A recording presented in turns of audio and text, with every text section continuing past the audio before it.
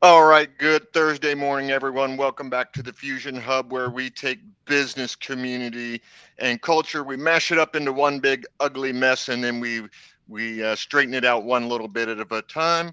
If you're not familiar with the program, or perhaps you are just returning, the Fusion Hub uh, focuses on supporting. Organizations, nonprofits, and businesses in our community that makes our lives better, and where business owners understand that they should contribute to the community and to the people that live in their community in those places where they live and work. So we're thankful to ESPN 106.1 for giving us this airtime. Although what you hear here is not necessarily endorsed by ESPN, and is strictly the views of myself, Chris Mayfield, and our guests. So today we are joined by Elizabeth Ruth of Marketing Services. Good morning. Good morning. So glad that you would get up this early and join us for a little light conversation. Uh, can you go ahead and tell us a little bit about yourself and what you do? Sure. So, professionally, I own Marketing Services, and we are a marketing agency that specializes in helping our clients design marketing strategies as well as writing content for their social media, website, blog posts, and emails or newsletters. We use an interview style approach because many people hear that they're supposed to be telling stories. They have no idea what that means. So, from conversation similar to what we're going to have today, we can design, we know what people are interested in knowing, especially because we're at arm's length from the business. We have that outside perspective to help you tell your story in a way that people want to know. So that's how we work with our clients. So I just have it just kind of popped in my head while you were giving your introduction. What is the difference between having a marketing strategy and plan, and how your social media it's only a part of that, right? And so how are those two things connected? Okay, so how they're connected is each of the things that I listed that we write content for, they can be standalone, or you can work smarter and create one piece of content and push it out everywhere. So you could have a website on its own. Why we add blog posts is because it's another way to attract people to your website through a specific keyword or phrase.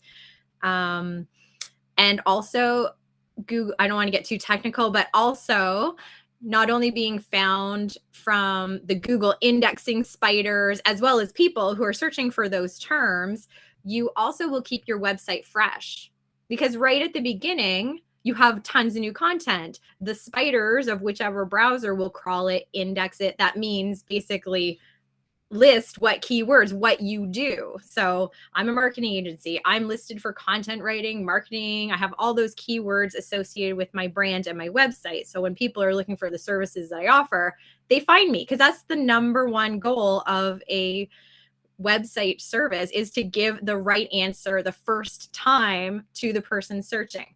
So when you add a blog post, if you're not adding any content over time, 3 years can go by and Google in this example can say, is this business even open? Because there's been nothing new on it. The information might Hmm. still be the same, but it's stale. So you go lower in the organic rankings, the free rankings. Right, That's which when are you start important. having to Yeah. pay. So when you throw in a blog, that lifts you up in the rankings because they are continuously re-indexing your site because there's new content. And your whole website gets a boost when you have the new content going on. So then you have your blog posting. This is a long answer to your question, Sure. but No, no, no. Take your time. We got okay, plenty of time. You know, we got lots of the time. cool thing about having your own ESPN radio show, as long as you don't do anything really bad that makes the FCC mad, you can do whatever you want, right? So you take as much time, you give the long answers if you want to, you give the short answers if you want to. I'm here to learn. So Okay. so Okay. let's get back to the learning. Okay, so we talked about website, we talked about blog posts. Then you have your social media, and you also have your emails or newsletters. So now let's use the working smarter analogy, how that would play out. If you're writing a blog post, let's use that as part of your social media strategy and your email strategy. When you have people on your VIP list or your email list, the benefit of that, you could set it up as a newsletter, a weekly roundup, a bi-weekly roundup of where you've been on the internet. So if you have a blog, if you have a YouTube channel, if you have maybe a contest going on Facebook, or you have something else going on LinkedIn, wrap it up in a pretty little bow and say, here's a summary, so that you don't have to remember that I post a blog every Thursday on my website and then a YouTube video every other week on a Saturday. They don't have to remember. They can just follow along. And that's the benefit for being on a website. On your email list. And then social media, what you can do is from the blog post, you can take quotables. So like just less than a sentence of a really interesting nugget and make that a standalone graphic and then expand on it in the description of the post. Or you can chunk up the blog post so that each idea is its own standalone social media post. And this does not necessarily always have to stem from the blog. You can do it in any order, but basically you're sharing it in all of those spaces at once. So your overall digital marketing strategy is to maximize the content that you're putting out. And video is really hot right now. So if you're on TikTok or Reels, also that's part of your digital marketing strategy, because if you put it in one spot, then you want to save it and push it elsewhere to every other space. So to illustrate that, I do Monday through Friday. I have a TikTok video, like 15 seconds to a minute maximum. We then will push that onto an Instagram Reels. It also becomes Instagram stories. It also becomes a post, a video post on my Instagram feed. It goes to Pinterest stories. It goes to YouTube. It goes to LinkedIn. Like, look at all that for 30-second little short video. I'm getting so much. What we're going to start doing is we're going to make blog posts so that we can further expand on these ideas. So it can be a really creative way to find a content inspiration. Gotcha. So now to answer your question about the social media strategy. So first part of the strategy is, how can you make your content maximum on all the platforms that you want to be present for? The second part is, based on your goals. They could be financial goals. They could be a particular product or service that you want to promote that month. Maybe you're offering a course that you're trying to build buzz about. You want people to sign up for the pre-workshop.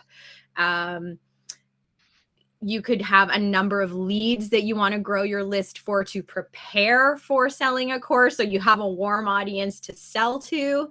So when you're thinking about a particular place, and I would say social media in this, but again, that's going to feed into your emails. Right. So you sprinkle in some of the blog content and the video content that you're doing, but you also have standalone posts that may be a mix of testimonials. They will give teasers, maybe a countdown to when your course is live. Or Valentine's Day is, it's the beginning of February right now, and we will be promoting a lot of products and services that are relevant to Valentine's Day over the next few weeks.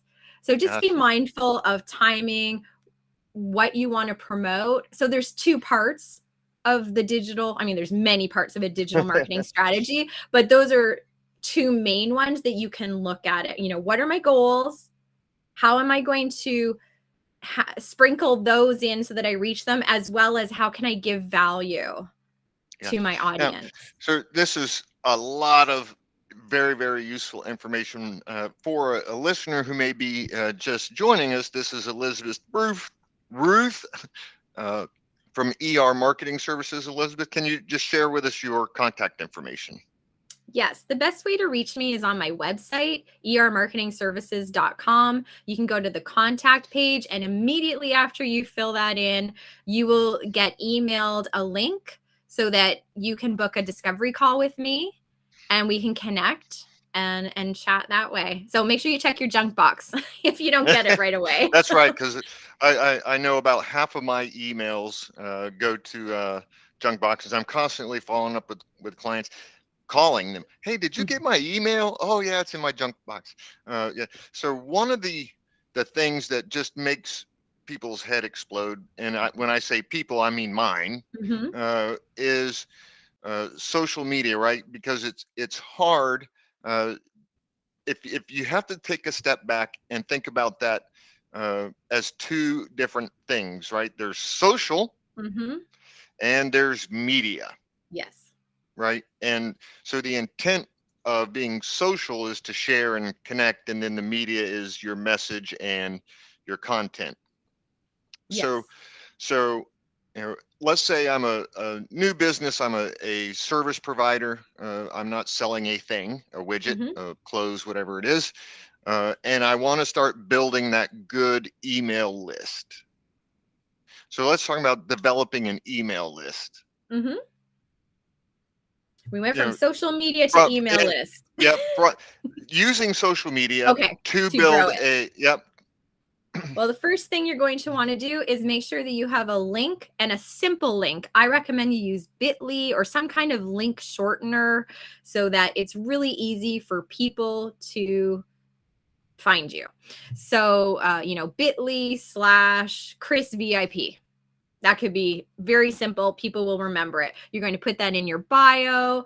That's what you're going to put in your description so that it's really easy, especially because Instagram does not have clickable links in their content description portion of their post. It's easy for someone to remember, or you say link in bio and then they can do it. So that's one way to attract them. Another way is what is the value? So I'm going to give you two different examples and you tell me which you would be more likely to sign up for. The first Okay. one is an invitation that says, sign up for our emails. Okay. I'm not a fan right away. I'm not a fan of that one. Yeah. So the next one could be, want to get marketing trends and entrepreneur lifestyle tips? Heck yes, I do. Sign up to get weekly updates delivered right to your inbox. Oh yeah, yeah. Give me some of that every day. Every day I Yes. need that. Yep. Yep. So that's a distinct difference of when you're making the invitation for people to join. What are they going to get? How frequently are you going to email them? Maybe once a week is too much for some people or not enough for others. Mm-hmm. I am subscribed to Michael's Craft Store and they send me sometimes 3 a day and it's a little intense. So, what is your audience's wants and Mm-hmm. needs? What do they want to hear from you about? And I also would suggest that in the content or in your frequency of sending things out, what can you maintain? That's almost as, or if not more important than when you actually do it.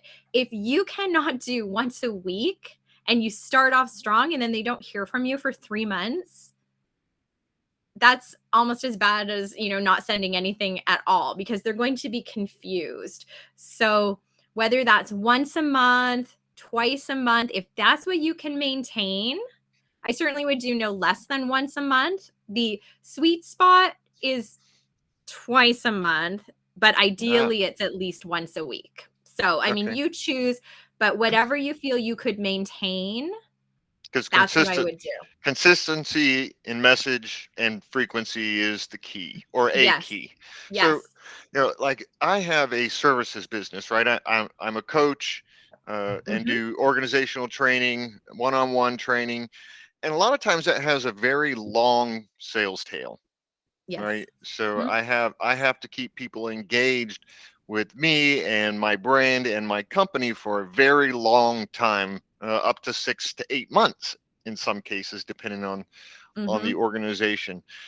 So what, you know, I once they make that contact, how do I nurture that six or that client for 6 or 8 months, continue to add value in our interactions without it being a full-time job, keeping up with people that ultimately may never be clients, right? I would like for them to be, and I feel like I can add value to their organization, but there's no selling, there's only buying, right? They may never buy. But how do I keep that relationship fresh, if you will, or alive for 8 months? Okay, so this is another way. So we talked about in the last example, I was just saying how you get them on your live email list. But so there are 3 ways to present or to do emails on the user end. You can write an email and send it right away. The second one is you can write an email, you can schedule it out. So maybe you're a week ahead and you're writing for Saturday, and that's when it goes out. And the third way, which would answer your question, is automation. And what that means is it's a series of emails that are trigger based. So as soon as someone signs up, whether it's today or in 3 months, everyone starts at number 1. And they go through the sequence in the order that you have set. So maybe it's 7 days apart. So what I would suggest is you have a series of automations so that you are constantly in touch with them. You can always pause an automation if you're launching a course or you need to, we interrupt this regularly scheduled broadcast with, right. And you do that and then you resume it afterwards. So this is great because it's front load work with long-term payoff. And as you were saying, part of what you can nurture them for is you can do a funnel. So our funnel goal from blog posting, website, and email or in social media is to attract people to our email list. Because if you recall a couple months ago, Facebook, WhatsApp, and Instagram were down for at least a day. Right. And many people were panicking because they had no way to get in touch with anyone, with their clients or prospective clients, because that is how they did business. When you have an email list, now, okay, MailChimp could go down, but generally speaking, you own that list. You have control about when you can send things. So people who had an email list in that example, when it went down, is they just said, hey, we were supposed to have a live webinar on Facebook Live, but we're going to move it to Zoom, and here's the link. They were able to control that process a little bit because they had the email list. So part of nurturing them is maybe you have a checklist that is helpful for someone who's desiring your services. And this could work for product as well as services. So I'm going to give you my example of a couple different lead magnets and how I use them to flow. And therefore, I have about 4 months worth of emails before they even get to my live list, which is also automated. I pause it when I do it. So my flow is, what do we have? We have a quiz. And the quiz would be where to go next in your marketing strategy, because everyone's at different places. And then I also have one that is how to get your website live with 4 pages. Doesn't have to be intense, and it's a resource guide. And then another resource guide that we do is how to write the perfect blog post. Because people are like, okay, I have to do a blog post. How do I write it? And I just give a little bit of a structure. So many people, and they can come in at any point of these lead magnets, but each of these lead magnets then has a relevant series of emails that follow once they're on. So let's use the website one, for example. So someone comes in, they want to learn how to do a website. So then I'll email them the link so they have it. I'll check in a couple of days later that they got it. And if they have any questions, maybe a week later, I'll give them another resource, maybe Canva, so that they can have some graphics to, somewhere to create graphics that go on their website. And then maybe a week later, I'll suggest Grammarly to help them with their content. And then maybe a week later, I'll give them something else. So I am serving them. I'm also sharing a little bit of other information of why Grammarly is important to use whenever they're writing. And every couple emails, which would be every couple weeks, I'll make an invitation if they feel they're stuck, they know they need to do it, they need help. I'm just a call away. So it's a very soft invitation, and it also keeps me front of mind for them. And then perhaps at the end of that series, I will say, if your website is live and you're ready for a website audit, I'd be happy to look it over and tell you how you can bump it up. And then a week later, I may say, oh, and by the way, if you're wanting to do blog posts so that you can keep your website current, just like how I explained earlier on the show, then here's this link and they can sign up. And then there's another 11 email series or however, which is like almost 3 months. Right. So that's a creative way to give them exactly where they are in their business or what they're needing at the time. They're building confidence that I know what I'm talking about. I've made gentle invitations along the way, so whenever they're ready. And now we have a bit of a relationship. That's awesome. And you're kind of bringing them along with you until they make a decision one way or the other. And it's not a pressure situation. It's when you're ready, just remember, I'm just a call away. Right.